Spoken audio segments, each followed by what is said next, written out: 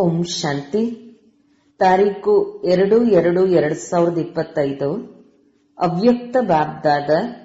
Revise ತಾರೀಕು 31/12/2003. ಈ ವರ್ಷ ನಿಮಿತ್ತ ಮತ್ತು ನಿರ್ಮಾಣರಾಗಿ ಜಮದ ಖಾತೆಯನ್ನು ಹೆಚ್ಚಿಸಿಕೊಳ್ಳಿ ಮತ್ತು ಅಖಂಡ ಮಹಾದಾನಿಗಳಾಗಿ.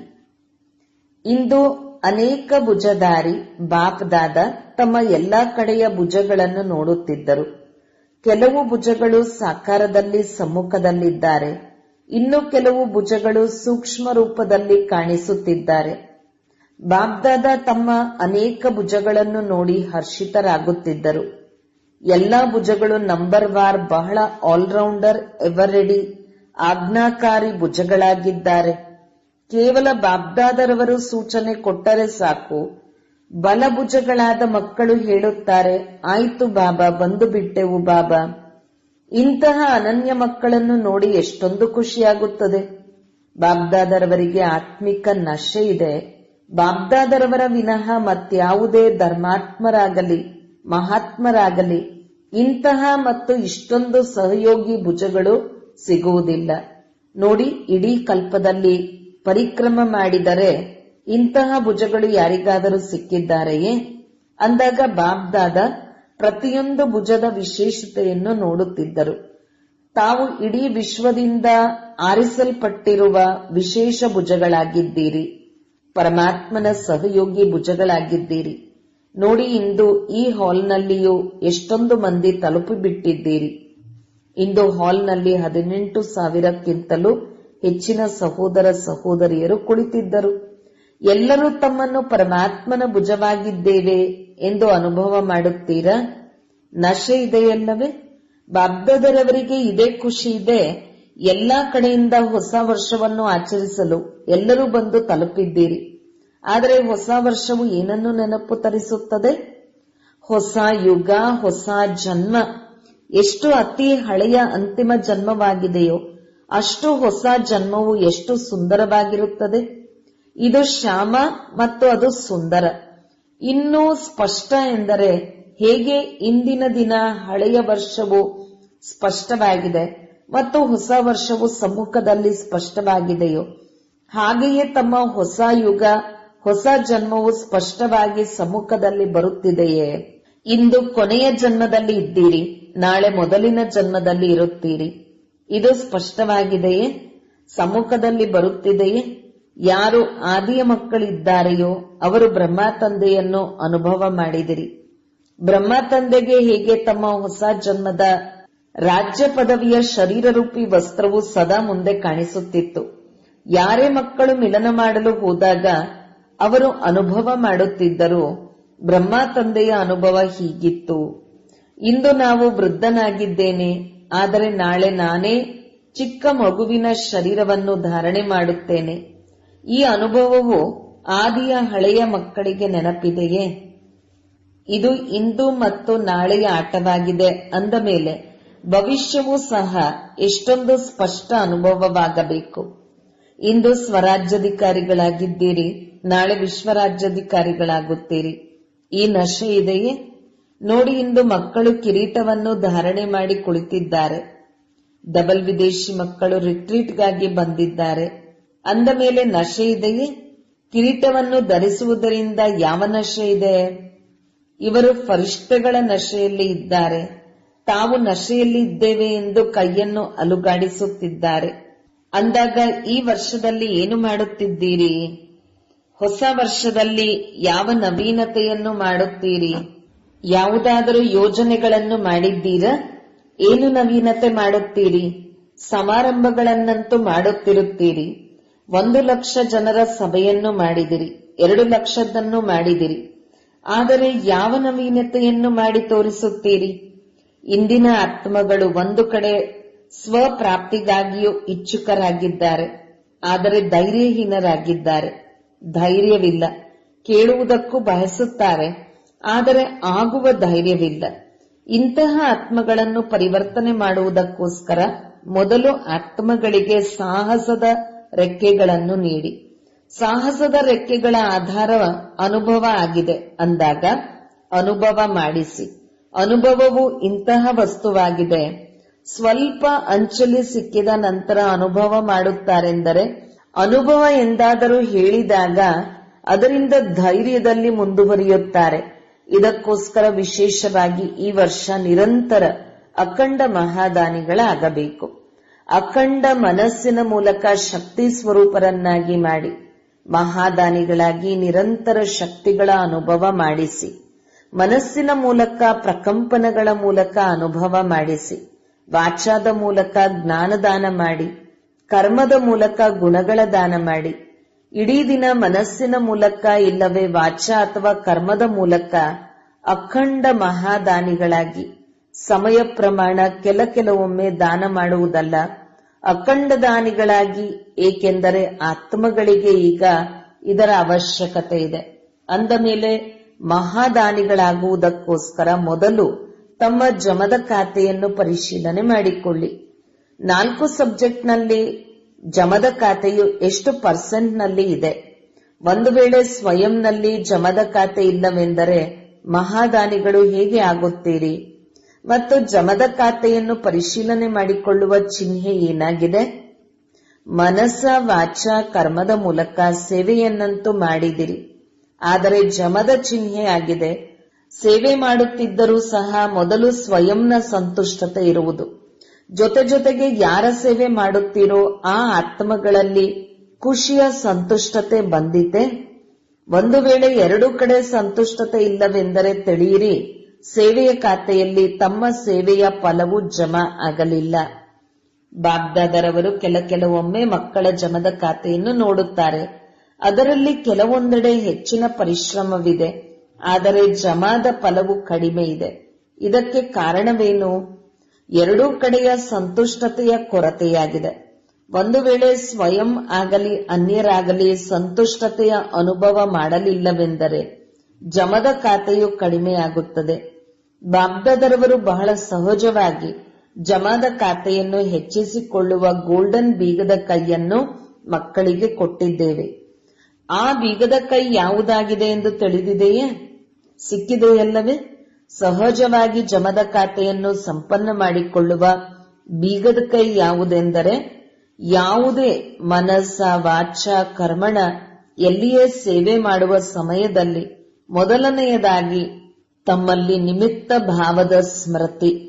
ನಿಮಿತ್ತ ಭಾವ, ನಿರ್ಮಾಣ ಭಾವ, ಶುಭ ಭಾವ, ಆತ್ಮಿಕ ಸ್ನೇಹದ ಭಾವ. ಒಂದು ವೇಳೆ ಈ ಭಾವದ ಸ್ಥಿತಿಯಲ್ಲಿ ಸ್ಥಿತರಾಗಿ ಸೇವೆ ಮಾಡುತ್ತೀರೆಂದರೆ ತಮ್ಮ ಈ ಭಾವದಿಂದ ಸಹಜವಾಗಿ ಆತ್ಮಗಳು ಭಾವನೆಯು ಪೂರ್ಣವಾಗಿ ಬಿಡುತ್ತದೆ. ಇಂದಿನ ಮಾನವರು ಪ್ರತಿಯೊಬ್ಬರ ಭಾವನೆ ಏನೆಂಬುದನ್ನು ನೋಟ್ ಮಾಡುತ್ತಾರೆ. ಇವರು ನಿಮಿತ್ತ ಭಾವದಿಂದ ಮಾಡುತ್ತಿದ್ದಾರೆಯೇ ಅಥವಾ ಅಭಿಮಾನದ ಭಾವದಿಂದ ಮಾಡುತ್ತಿದ್ದಾರೆಯೇ? ಎಲ್ಲಿ ನಿಮಿತ್ತ ಭಾವವಿದೆಯೋ ಅಲ್ಲಿ ನಿರ್ಮಾಣ ಭಾವವು ತಾನಾಗಿಯೇ ಬಂದು ಬಿಡುತ್ತದೆ. ಅಂದ ಮೇಲೆ ಜಮಾ ಆಯಿತೆ, ಎಷ್ಟು ಜಮಾ ಆಯಿತು ಎಂಬುದನ್ನು ಪರಿಶೀಲನೆ ಮಾಡಿಕೊಳ್ಳಿ. ಏಕೆಂದರೆ ಈ ಸಮಯದ ಸಂಗಮ ಯುಗವೇ ಜಮಾ ಮಾಡಿಕೊಳ್ಳುವ ಯುಗವಾಗಿದೆ. ನಂತರ ಇಡೀ ಕಲ್ಪದಲ್ಲಿ ಈಗಿನ ಜಮಾದ ಪ್ರಾರಬ್ಧವಿರುತ್ತದೆ. ಅಂದ ಮೇಲೆ ಈ ವರ್ಷ ವಿಶೇಷವಾಗಿ ಯಾವ ಗಮನ ಕೊಡಬೇಕು? ತಮ್ಮ ಜಮದ ಖಾತೆಯನ್ನು ಪರಿಶೀಲನೆ ಮಾಡಿಕೊಳ್ಳಿ. ಪರಿಶೀಲಿಸುವವರಾಗಿ ಪರಿವರ್ತಕರೂ ಸಹ ಆಗಿ. ಏಕೆಂದರೆ ಸಮಯದ ಸಮೀಪತೆಯ ಚಿಹ್ನೆಗಳು ನೋಡುತ್ತಿದ್ದೀರಿ ಮತ್ತು ಬಾಬ್ದಾದರವರೊಂದಿಗೆ ನಾವು ಸಮಾನರಾಗುತ್ತೇವೆಂಬ ಪ್ರತಿಜ್ಞೆಯನ್ನು ಮಾಡಿದ್ದೀರಿ.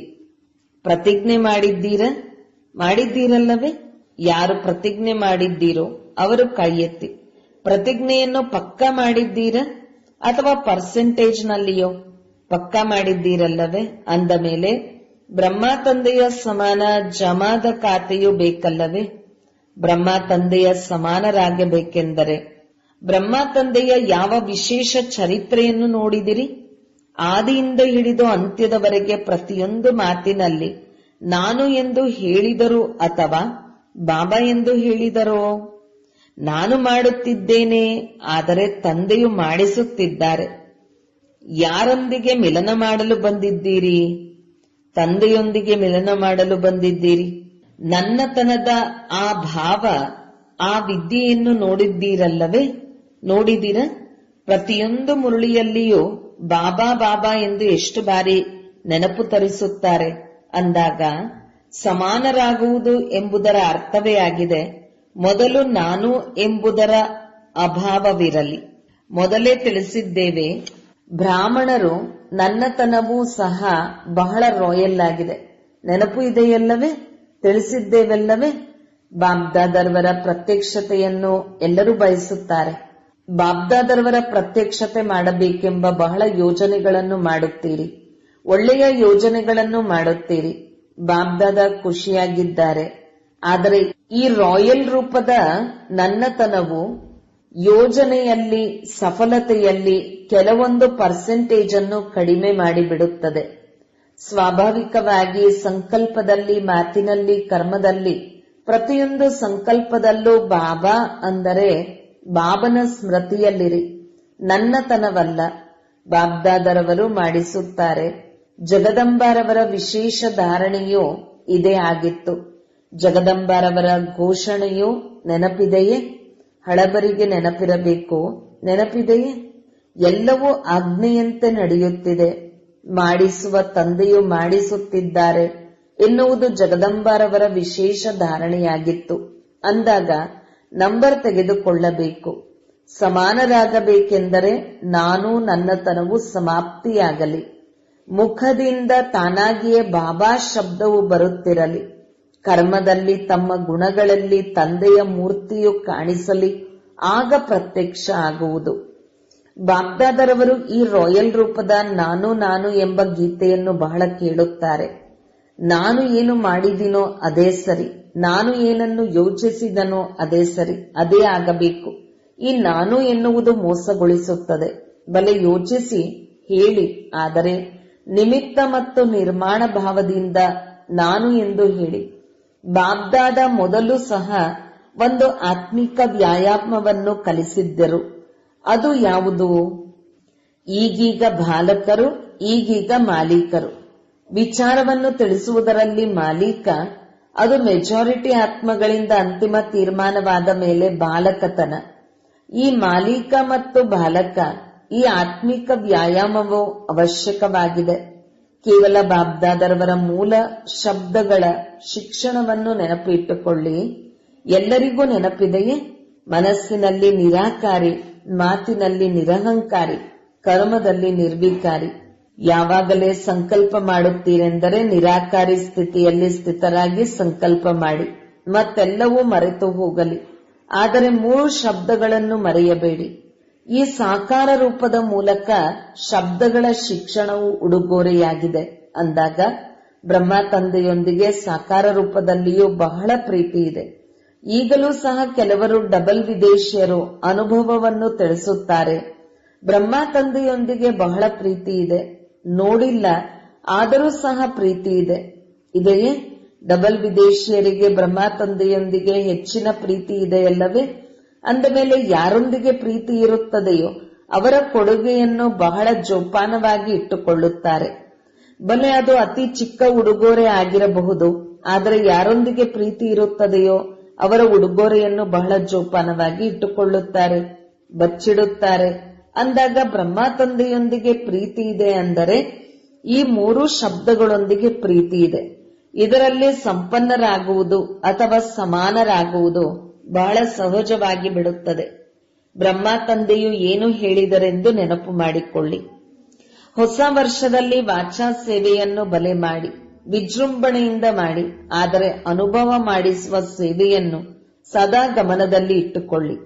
ಈ ಸಹೋದರಿಯ ಮೂಲಕ ಇಲ್ಲವೇ ಸಹೋದರನ ಮೂಲಕ ನಮಗೆ ಶಕ್ತಿಯ ಅನುಭವ ಆಯಿತು, ಶಾಂತಿಯ ಅನುಭವ ಆಯಿತು ಎಂದು ಎಲ್ಲರೂ ಅನುಭವ ಮಾಡಲಿ. ಏಕೆಂದರೆ ಅನುಭವವನ್ನು ಎಂದು ಮರೆಯುವುದಿಲ್ಲ.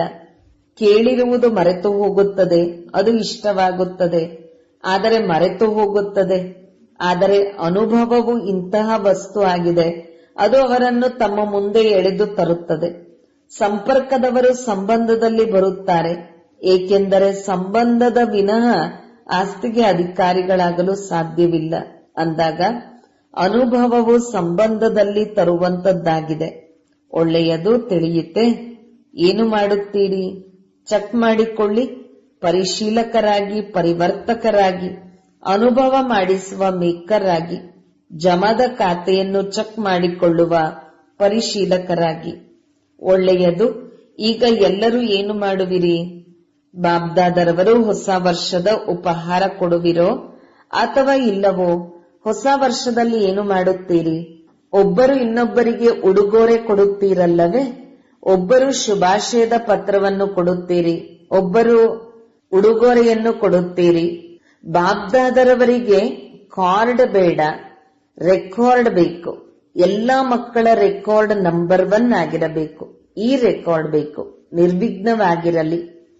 ಈಗಿನ್ನೂ ಕೆಲ ವಿಘ್ನದ ಮಾತುಗಳನ್ನು ಕೇಳುತ್ತೀರಲ್ಲವೇ? ಅಂದಾಗ ಬಾಬ್ದಾದರವರಿಗೆ ಒಂದು ನಗುವಿನ ಆಟ ನೆನಪಿಗೆ ಬರುತ್ತದೆ. ಆ ನಗುವಿನ ಆಟ ಯಾವುದೆಂದು ಗೊತ್ತಿದೆಯೇ? ಅದು ಆಟವಾಗಿದೆ. ವೃದ್ಧರು ಗೊಂಬೆಗಳ ಆಟವಾಡುತ್ತಿದ್ದಾರೆ. ವೃದ್ಧರಾಗಿದ್ದಾರೆ, ಆದರೆ ಗೊಂಬೆಗಳ ಆಟವಾಡುತ್ತಿದ್ದಾರೆ ಅಂದಾಗ ನಗುವಿನ ಆಟ ಅಲ್ಲವೇ? ಈಗ ಏನೆಲ್ಲ ಚಿಕ್ಕ ಚಿಕ್ಕ ಮಾತುಗಳನ್ನು ಕೇಳುತ್ತೀರಿ, ನೋಡುತ್ತೀರಿ ಅನಿಸುತ್ತದೆ. ಇವರು ವಾನಪ್ರಸ್ಥಿಗಳು ಮತ್ತು ಇದೆಲ್ಲ ಮಾತುಗಳು ಚಿಕ್ಕದಾಗಿವೆ. ಈ ರೆಕಾರ್ಡ್ ತಂದೆಗೆ ಇಷ್ಟವಾಗುವುದಿಲ್ಲ. ಇದರ ಬದಲಾಗಿ ಕಾರ್ಡ್ ಬದಲಾಗಿ ರೆಕಾರ್ಡ್ ಕೊಡಿ. ನಿರ್ವಿಘ್ನ. ಚಿಕ್ಕ ಮಾತುಗಳು ಸಮಾಪ್ತಿ. ದೊಡ್ಡದನ್ನು ಚಿಕ್ಕದನ್ನಾಗಿ ಮಾಡುವುದನ್ನು ಕಲಿಯಿರಿ ಮತ್ತು ಚಿಕ್ಕದನ್ನು ಸಮಾಪ್ತಿ ಮಾಡಲು ಕಲಿಯಿರಿ. ಬಾಬ್ದಾದರವರು ಒಬ್ಬೊಬ್ಬ ಮಗುವಿನ ಮುಖವನ್ನು ಬಾಬ್ದಾದರವರ ಮುಖವನ್ನು ನೋಡುವ ದರ್ಪಣವನ್ನಾಗಿ ಮಾಡಲು ಬಯಸುತ್ತಾರೆ. ನಿಮ್ಮ ದರ್ಪಣದಲ್ಲಿ ಬಾಬ್ದಾದರವರು ಕಾಣಿಸಲಿ.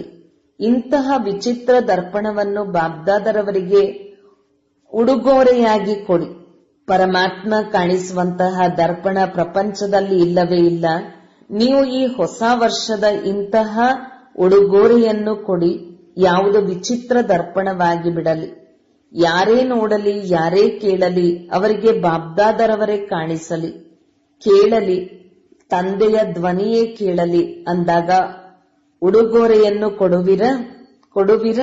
ಯಾರು ಕೊಡುವುದರ ದೃಢ ಸಂಕಲ್ಪ ಮಾಡುತ್ತೀರಿ ಅವರು ಕೈ ಎತ್ತಿರಿ. ದೃಢ ಸಂಕಲ್ಪದ ಕೈ ಎತ್ತಿರಿ. ಡಬಲ್ ವಿದೇಶದವರು ಕೈ ಎತ್ತಿದ್ದಾರೆ. ಸಿಂಧಿ ಗ್ರೂಪ್ನವರು ಸಹ ಎತ್ತುತ್ತಿದ್ದಾರೆ. ಯೋಚಿಸಿ ಎತ್ತುತ್ತಿದ್ದಾರೆ.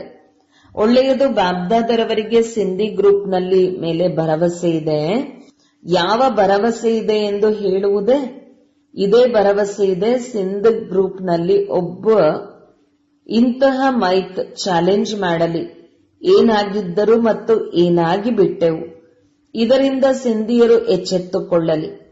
ಪಾಪ ತಿಳಿದುಕೊಂಡೇ ಇಲ್ಲ. ದೇಶದ ಅವತಾರವನ್ನು ತಿಳಿದುಕೊಂಡೇ ಇಲ್ಲ.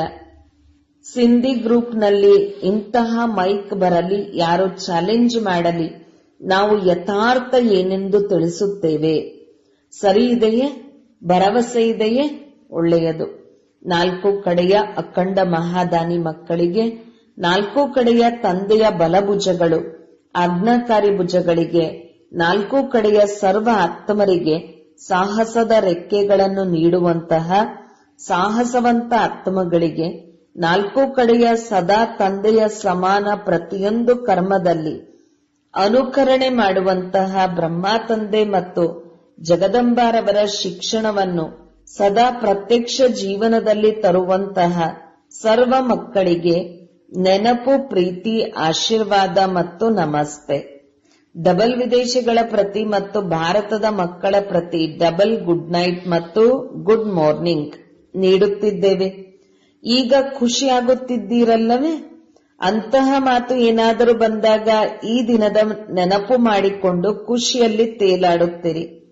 ಖುಷಿಯ ಉಯ್ಯಾಲೆಯಲ್ಲಿ ಸದಾ ತೂಗಾಡುತ್ತಾ ಇರಿ. ಎಂದೂ ಸಹ ದುಃಖದ ಅಲೆ ಬರಬಾರದು. ದುಃಖವನ್ನು ಕೊಡುವಂತಹ ಆತ್ಮರು ಪ್ರಪಂಚದಲ್ಲಿ ಅನೇಕರಿದ್ದಾರೆ.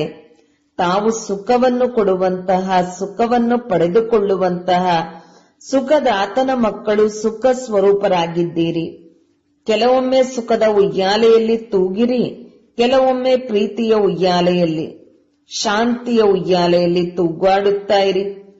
ಕೆಳಗಡೆ ಮಣ್ಣಿನಲ್ಲಿ ಕಾಲನ್ನು ಇಡಬೇಡಿ, ತೂಗುತ್ತಲೇ ಇರಿ. ಖುಷಿಯಾಗಿದ್ದು ಎಲ್ಲರನ್ನೂ ಖುಷಿಯಾಗಿಡಬೇಕು ಮತ್ತು ಜನರಿಗೆ ಖುಷಿಯನ್ನು ಹಂಚಬೇಕು. ಒಳ್ಳೆಯದು. ವರದಾನ: ಫರಿಷ್ಠತನದ ಸ್ಥಿತಿಯ ಮುಖಾಂತರ ತಂದೆಯ ಸ್ನೇಹದ ರಿಟರ್ನ್ ಕೊಡುವಂತಹ ಸಮಾಧಾನ ಸ್ವರೂಪಿ ಭವ. ಫರಿಷ್ಠತನದ ಸ್ಥಿತಿಯಲ್ಲಿ ಸ್ಥಿತರಾಗುವುದು ಇದೇ ತಂದೆಯ ಸ್ನೇಹದ ರಿಟರ್ನ್ ಕೊಡುವುದಾಗಿದೆ. ಇಂತಹ ರಿಟರ್ನ್ ಕೊಡುವಂತಹವರು ಸಮಾಧಾನ ಸ್ವರೂಪರಾಗಿ ಬಿಡುವರು. ಸಮಾಧಾನ ಸ್ವರೂಪ ಆಗುವುದರಿಂದ ಸ್ವಯಂನ ಹಾಗೂ ಅನ್ಯ ಆತ್ಮರ ಸಮಸ್ಯೆಗಳು ಸ್ವತಃ ಸಮಾಪ್ತಿಯಾಗಿ ಬಿಡುತ್ತದೆ. ಈಗ ಇಂತಹ ಸೇವೆ ಮಾಡುವ ಸಮಯವಾಗಿದೆ. ತೆಗೆದುಕೊಳ್ಳುವುದರ ಜೊತೆಗೆ ಕೊಡುವಂತಹ ಸಮಯವಾಗಿದೆ. ಆದ್ದರಿಂದ ಈಗ ತಂದೆಯ ಸಮಾನ ಉಪಕಾರಿಗಳಾಗಿ ಕೂಗನ್ನು ಕೇಳುತ್ತಾ ನಿಮ್ಮ ಫರಿಷ್ಠಾ ರೂಪದ ಮುಖಾಂತರ ಅಂತಹ ಆತ್ಮಗಳ ಬಳಿಗೆ ತಲುಪಿಬಿಡಿ ಮತ್ತು ಸಮಸ್ಯೆಗಳಿಂದ ಸುಸ್ತಾಗಿರುವ ಆತ್ಮಗಳ ಸುಸ್ತನ್ನು ದೂರ ಮಾಡಿ. ಸ್ಲೋಗನ್: ವ್ಯರ್ಥದಲ್ಲಿ ಕೇರ್ಲೆಸ್ ಆಗಿ, ಆದರೆ ಮರ್ಯಾದೆಗಳಲ್ಲಿ ಅಲ್ಲ. ಏಕಾಂತ ಪ್ರಿಯರಾಗಿ ಏಕತೆ ಮತ್ತು ಏಕಾಗ್ರತೆಯನ್ನು ತಮ್ಮದಾಗಿಸಿಕೊಳ್ಳಿ. ಪರಸ್ಪರದ ಸಂಸ್ಕಾರಗಳಲ್ಲಿರುವ ಭಿನ್ನತೆಯನ್ನು ಏಕತೆಯಲ್ಲಿ ತರಬೇಕು. ಏಕತೆಗಾಗಿ ವರ್ತಮಾನದ ಭಿನ್ನತೆಯನ್ನು ಅಳಿಸಿ 2 ಮಾತುಗಳನ್ನು, ಒಂದು ಎಕಾನಮಿಯಾಗಿ ಸದಾ ಪ್ರತಿಯೊಂದು ಮಾತಿನಲ್ಲಿ ಒಬ್ಬರದ್ದೇ ಹೆಸರನ್ನು ತೆಗೆದುಕೊಳ್ಳಿ. ಜೊತೆಗೆ ಸಂಕಲ್ಪಗಳ ಸಮಯ ಮತ್ತು ಜ್ಞಾನದ ಖಜಾನೆಯ ಏಕನಾಮಿ ಉಳಿತಾಯ ಮಾಡಿ. ನಂತರ ನಾನು ಎನ್ನುವುದು ಸಮಾವೇಶವಾಗಿ ಒಂದು ತಂದೆಯಲ್ಲಿ ಎಲ್ಲ ಭಿನ್ನತೆಯೂ ಸಮಾವೇಶವಾಗಿ ಬಿಡುತ್ತದೆ. ಓಂ ಶಾಂತಿ.